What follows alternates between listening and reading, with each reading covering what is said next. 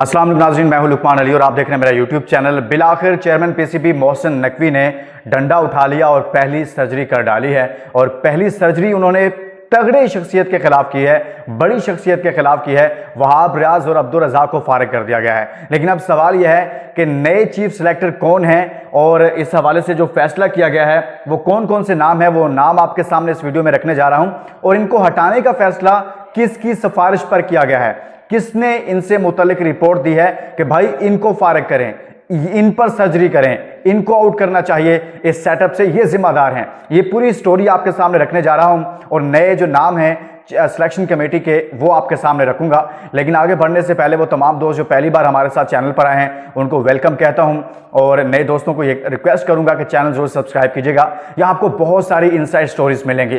तो दोस्तों मैं आपके सामने, और अपनी कमेंट्स में राय भी दें तमाम लोग कि क्या ये दुरुस्त फैसला है और नया चीफ सिलेक्टर आपकी राय में कौन होना चाहिए। मैं नाम तो आपके सामने रखूंगा जो पीसीबी ने रखे हैं। अब देखें, सबसे पहले तो मैं आपको बताऊं कि जो सिलेक्शन कमेटी है इसमें वहाब रियाज जो थे वो बहुत मजबूत थे। अब हुआ यह कि सारे का सारा जो मलबा है वो वहाब रियाज पर आया क्यों है। वहाब रियाज पर मलबा डाला है भाईजान आपके हेड कोच ने, गैरी क्रिस्टन ने। वहाब रियाज पर मलबा डाला है आपके जो चीफ साबिक क्रिकेटर्स हैं उनसे जो अभी मुलाकात हुई है। तकरीबन 25 से 30 लोगों के साथ चेयरमैन पीसीबी मोहसिन नकवी ने मुलाकात की है साबिक क्रिकेटर्स के साथ। उन्होंने जो बहुत संजीदा नौयत के सवालात उठाए, वो कहा है कि भाई ये जो सिलेक्शन थी ये समझ से बाहर थी। ये कैसे हो गया कि आउट ऑफ फॉर्म लोगों को सिलेक्ट किया गया और ऐसी टीम सिलेक्ट की गई जिसका कोई कॉम्बिनेशन नहीं है। यानी कि 5 से 6 लोग तो बतौर ओपनर खेलते रहे हैं और आपने ओपनर्स 4 से 5 रखे 15 रुकनी स्क्वाड में। आपने इसके साथ साथ जो बाकी कॉम्बिनेशन अगर देखा जाए तो उसके अंदर आपने मिडिल ऑर्डर के अंदर आपने मिडिल ऑर्डर को मजबूत ही नहीं किया। आप आउट ऑफ फॉर्म लोगों को आपने सेलेक्ट किया।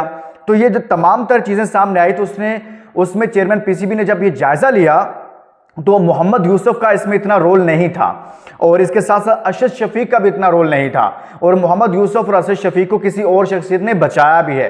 ये भी मैं आपके सामने नाम रखता हूं जो नई आने वाली शख्सियत है। उसने कहा कि इनको मेरे साथ टीम मेंबर के तौर पर, सिलेक्शन कमेटी के मेंबर के तौर पर रहने दिया जाए, यानी कि ये रिटेन करेंगे। सो अब ये देखिए कि इन तमाम तर रिपोर्ट्स में चेयरमैन पीसीबी के सामने जो डिटेल रखी गई उसमें सारा मलबा गिर गया है वहाब रियाज पर कि वहाब रियाज ने ऐसे लड़कों को सिलेक्ट किया है जो आउट ऑफ फॉर्म थे, जिनकी फॉर्म नहीं थी, परफॉर्मेंसेस नहीं थी। लेकिन वहाब रियाज और अब्दुल रज़ाक ने ही बतौर चीफ सिलेक्टर के ये टीम सिलेक्ट की जो वर्ल्ड कप के लिए थी।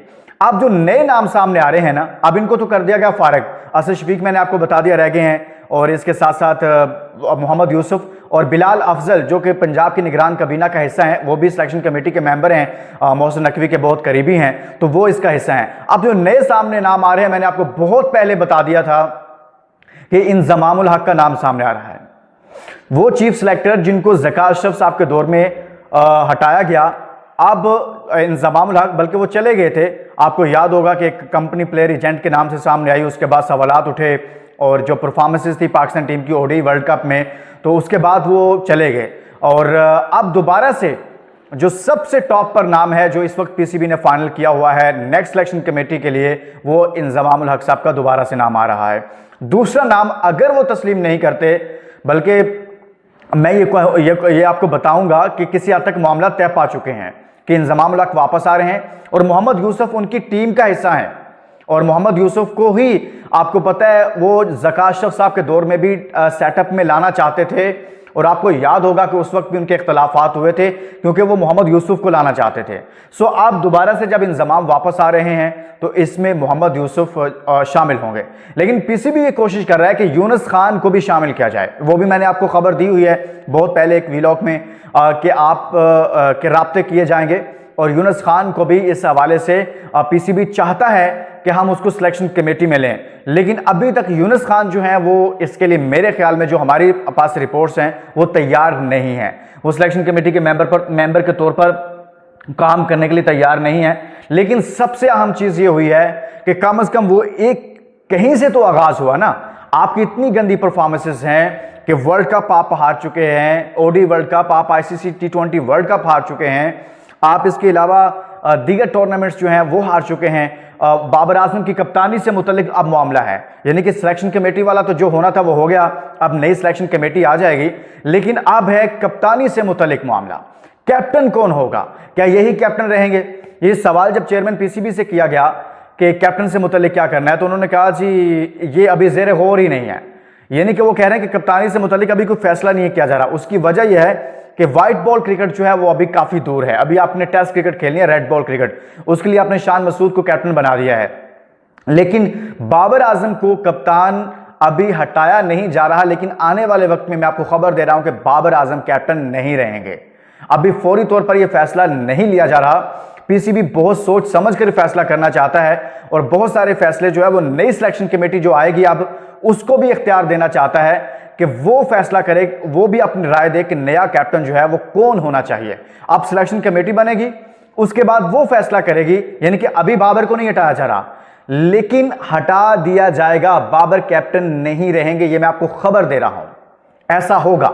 और साथ में ये जो सिलेक्शन कमेटी आई है नई आएगी, यही फैसला करेगी। दूसरी जानिब चेयरमैन पीसीबी ने जो बहुत बड़ा फैसला किया है वो उन्होंने किया, मैं आपके सामने रखता हूं। वो जो कोचेस के साथ मुलाकात की है ना, गैरी क्रिस्टन के साथ और जैसन गिलेस्पी के साथ और अजहर महमूद के साथ, वो बड़ी अहम है। उन्होंने अपने कोचिंग स्टाफ को बाइख्तियार बनाया है, उनको इख्तियारात दिए हैं, उनको क्या कहते हैं ना कि पूरी तरह से एक आज़ादी दी है कि भाई आप जो फैसले करना चाहते हैं पाकिस्तान की क्रिकेट की बेहतरी के लिए वो करें। और फिर हम आपसे पूछेंगे 1 साल के बाद कि भाई क्या आपने क्या किया है, यानी कि आप उनको इख्तियार दे रहे हैं। जो आपके कोचिंग स्टाफ है, गैरी क्रिस्टन है या जैसन गिलेस्पी हैं, इन सबको, अजहर महमूद को, तो उसके बाद इनसे पूछा जाएगा कि भाई आप टीम की परफॉर्मेंस आप बताएं। यानी कि इनका रोल होगा सिलेक्शन कमेटी में भी। ये अभी जो कैंप चल रहे हैं इनके अंदर ये लड़कों को सिलेक्ट करेंगे, उसके बाद यही जो कोचिंग स्टाफ है, यही आपकी जो प्लेइंग 11 है, आपके जो स्क्वाड है, जो नेक्स्ट आपकी सीरीज आ रही है उसके लिए हतमी नाम आपको देगा।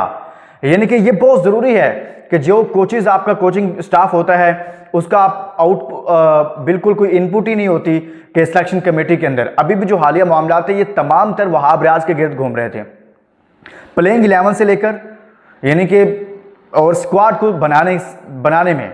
लेकिन इसमें बाबर आजम को आप ये नहीं कह सकते कि वो बिल्कुल बड़ी जुम्मा है।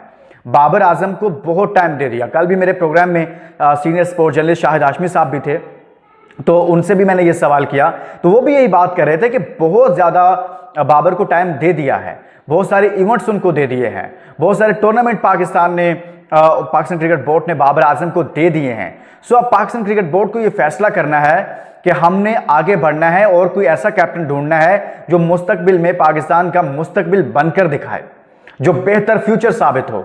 और बाबर को बतौर प्लेयर खेलना चाहिए, उनको रिकॉर्ड्स बनाने चाहिए, मिडिल ऑर्डर में उनकी बड़ी ज़रूरत है, वहाँ पर खेलना चाहिए। एक और इंजमामुल हक की मिडिल ऑर्डर में ज़रूरत है जो मैच फिनिशर हो, जो मैच फिनिश करके दे, तो बाबर को यह जिम्मेदारी लेनी चाहिए। इसके साथ ही दोस्तों इजाज़त दीजिए, इस वीडियो का ख्याल रखिएगा। अल्लाह हाफिज़।